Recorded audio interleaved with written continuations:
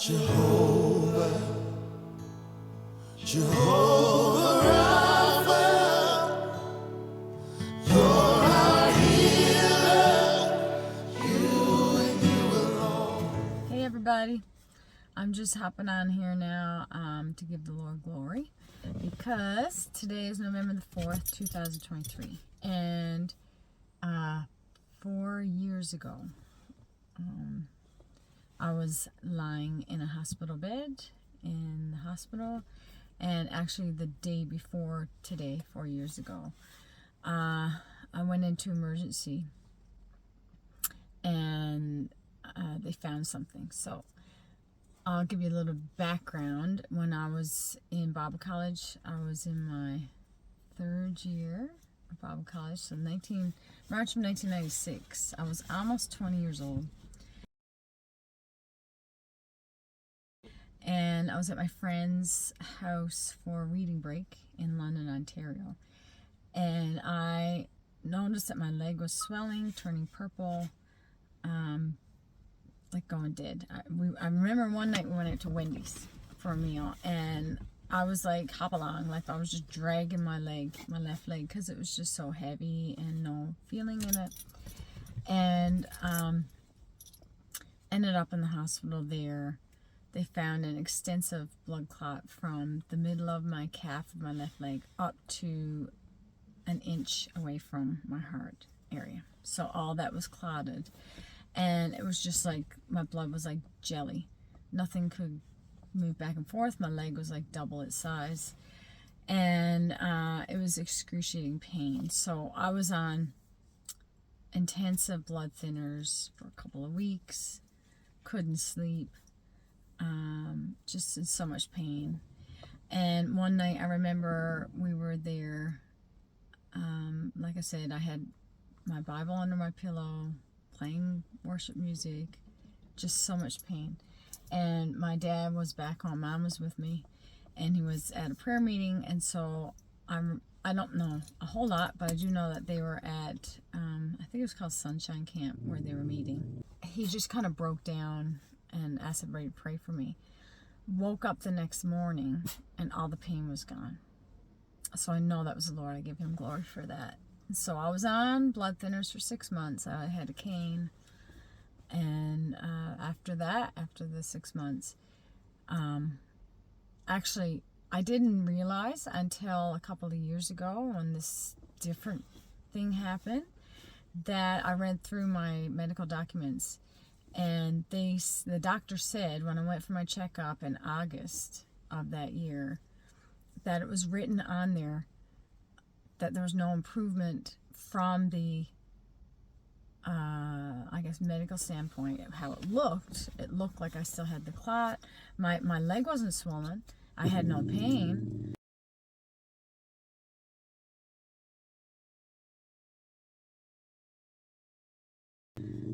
And Scooby. My leg was swollen. It wasn't swollen. It had no pain. So in all accounts, it seemed like I had no blood clot, but to the ultrasound, it was very much there. So that in itself was a miracle, because I just stopped the blood thinners, continued on with life. When I was pregnant for my son, I had to go on blood thinners as a preventative measure. And then, so that was it. That's all I knew. Then in 2019, in September of that year, I started noticing that my stomach was swelling. And it was just abnormal. It was like upper abdomen. And my organs were not functioning properly. I just didn't feel right. Nothing seemed to be working right in my body. So, you know, kind of just waited on it a bit, prayed about it. I had no idea, no thought about blood clotting at all. And I thought, well, maybe it's like, I don't know, diverticulitis, maybe something of that nature. So I went to my doctor November the 1st, 2019. Actually, the night before, we had a service, Light the Night. It was on the darkest night of the year. We felt, it was the first time we did it, felt to worship the Lord, give him glory for every day. And that night I felt the only way I could describe it, I was dancing before the Lord, and the only way I could describe it is it felt like an arrow just hit me right in the middle of my abdomen. And the next day I was in excruciating pain. So I went to my doctor. He wasn't sure. He said maybe it's a stomach ulcer, and sent me on my way. And I guess it wasn't in his mind either, but blood clotting, he didn't know much of my history, because it was a new doctor. And so on that Sunday, which is November the 3rd, I could not even stand. I was in so much pain. My husband brought me into emergency, and thank the Lord that he had the right doctor on at the right time. This doctor was like the head over, I don't know, and he was one of the top emergency doctors. First he did an x-ray, thinking it was diverticulitis. Nothing came back. So he sent me for a CAT scan, and when he came in the room, he sat in a chair. He had to sit down, and he said, you are a mess inside. And so I was like, oh, that sounds great. Anyway, he said that my abdominal veins were all clotted. I was actually came out from this CT scan that I was born without an IVC, which is inferior vena cava, whatever it is, and that's your main vein. So that takes the blood from your organs back to the lungs. Anyway, whatever, however that works. So like you have your aorta as your main artery, and then your IVC is your main vein, and that I didn't have one. He said that it looked like the roots of a tree inside of me. It was all these little capillaries that the body created to compensate for not having this main vein. So all of my organs had little tiny mini veins attaching to it, even back, little veins attached to my back, everywhere. And so he said it looked like an absolute mess. So it was pretty extensive. It was pretty serious. I had some doctors coming in to look at me because they have never seen anything like this. It's very, very rare. People were just looking at my CT scan just to see how weird I was.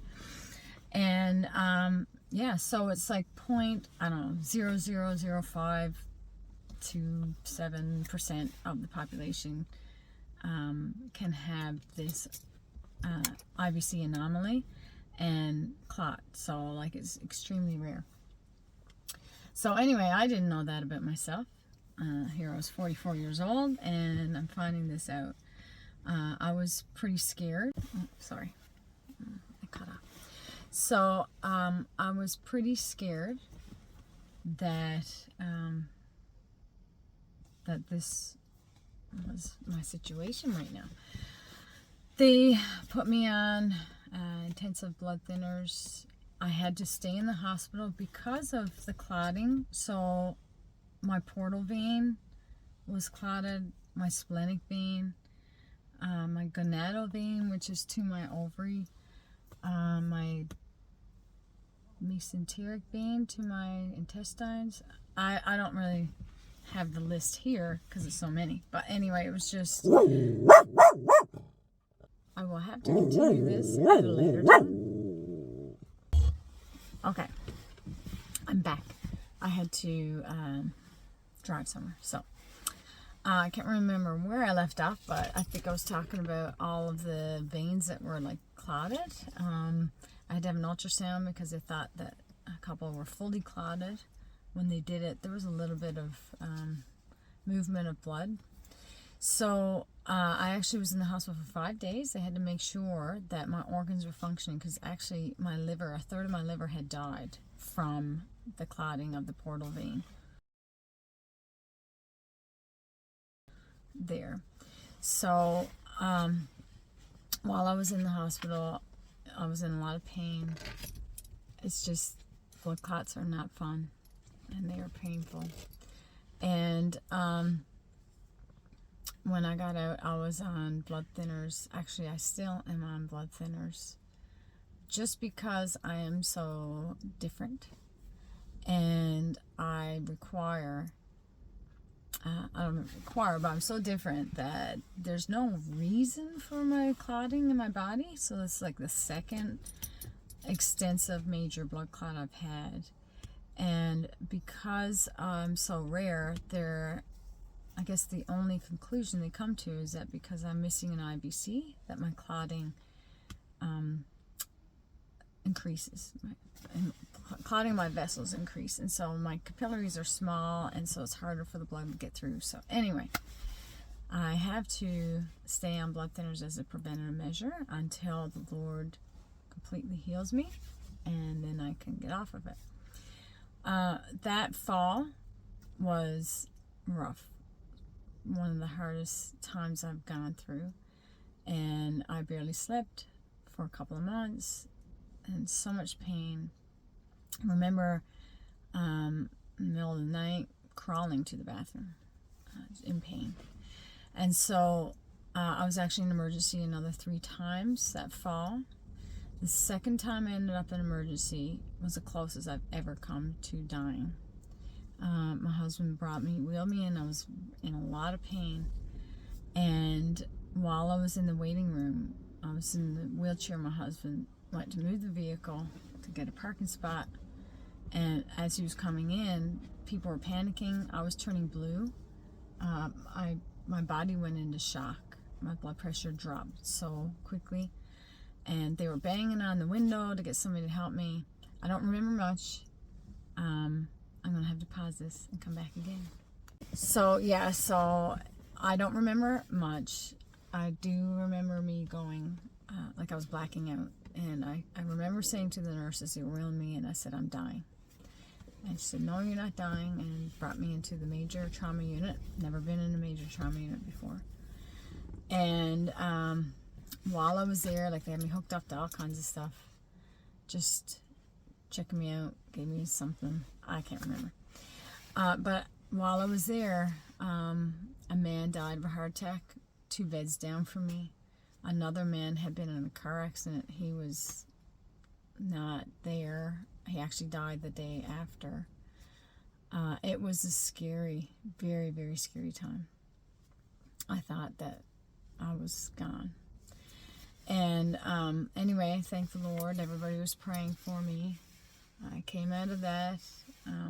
Actually, I came out of it. They did a CT scan. They said that the clotting had improved. So that was a miracle there. So headed back home.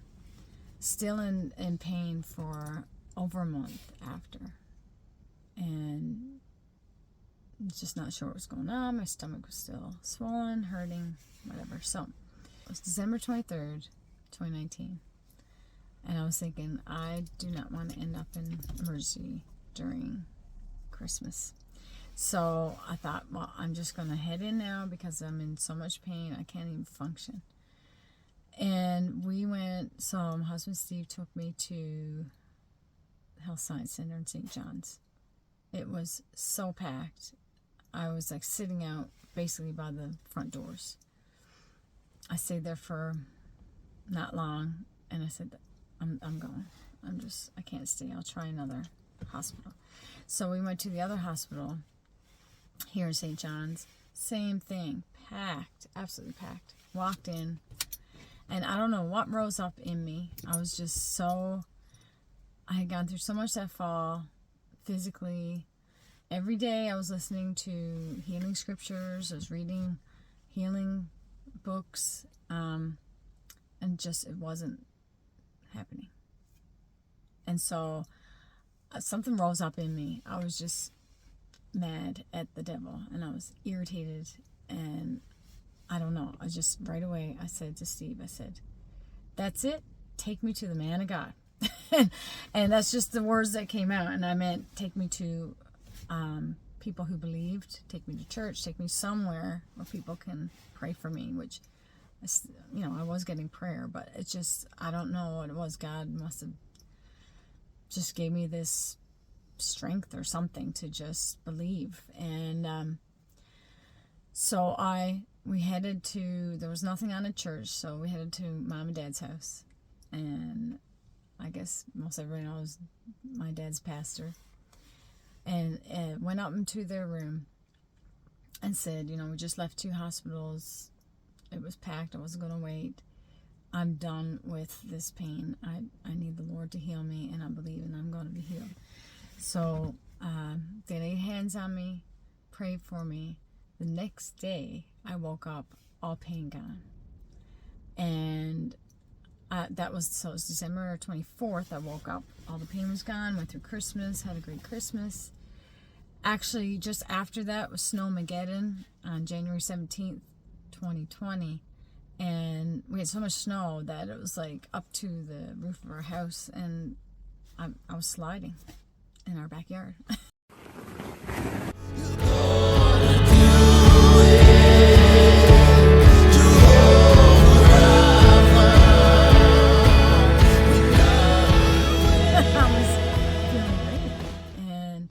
The swelling went down. I was functioning properly. So I give all glory to Jesus for that. I haven't had any pain since. And I know that it's all Him. It's not us. It's not anybody else. It's Him. And we need to believe that He can do that, and He will do that. Sometimes it's just tough to go through the process and things of that nature. And we don't understand. Not everybody, you know, gets healed the way that we think they do or should. And you know, there are still some things that, like, as far as I know, I still don't have an IBC. I'm waiting for a creative miracle with that, and I'm on blood thinners. But I want to thank the Lord for 4 more years, because it was just this close that I was not going to be here today. And you know, every day is just a blessing. It's been a tough 4 years because of everything that's happened in the world, but just so thankful that we serve such a loving God, and that's something that's really been on my heart lately, how good Jesus is, how good God is. I've been reading some missionary books and just seeing things going on in the world, and I realize that other religions, you have to please God, you know, like to the point that, you know, you don't want to make Him angry, or there's punishment and all this. But our God is such a loving and good God. He gave His life for us. There's nothing we can do to earn that salvation. We just have to accept it. And I'm just so thankful that Jesus is who He is, and that He saw fit to give me another 4 years, and I'm believing for many, many more, until He comes back, of course, which could be any day. But anyway, just wanted to hop on here. Maybe some of you didn't know my story about the whole clotting thing. It's not fun, but I can see the hand of God through it all, and how He was with me and is still with me today. I fail Him so many times, but He's such a loving and gracious and merciful Father. And I just want to say, yeah, I'm glad I'm here, and I'm thankful that He gave me 4 more years. Bye.